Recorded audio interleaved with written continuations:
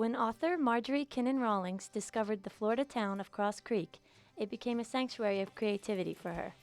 She came down here looking for adventure, a totally different life from that she was living. She was a city girl. She had mostly lived in cities up to that point in her life, and she was 32 years old.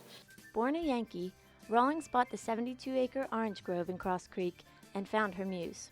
She wrote all of her 8 novels and 26 short stories there. She loved it, and she wanted to learn all about cracker people in Florida, the environment, all the nature that was surrounding her, oranges and orange grove ownership, and of course writing. She was writing all the time, and I think without this place she could never have written her Pulitzer Prize winning book, The Yearling, the book Cross Creek, which is probably the second most popular book she has.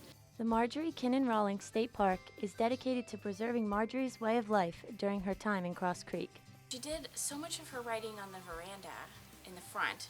The table's there, her typewriter would have been there, but the kitchen and the dining room also really seem to draw you in as a important part of the home, and where you can kind of relax there on the south porch and look out at the grove, where she would have enjoyed the view of the oranges that she so loved. A new play about Rawlings and her friendship with African-American author Zora Neale Hurston recently debuted in St. Augustine. It takes place at the Castle Warden, which was once owned by Rawlings and her husband.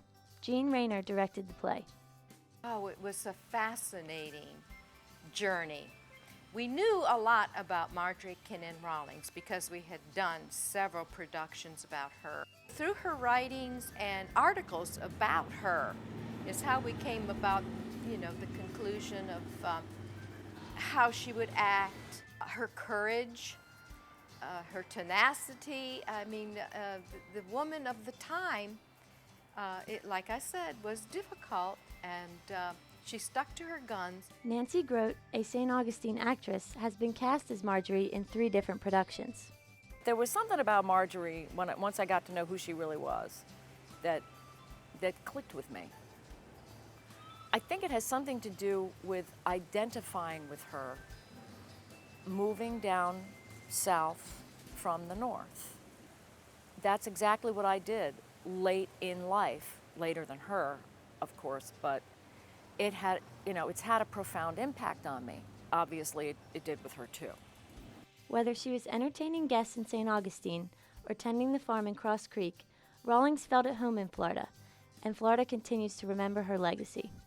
Marjorie's our local hero because you mentioned her name and everybody knows. I think she came here and found home. I think maybe she met her true space here. This is where she was supposed to be.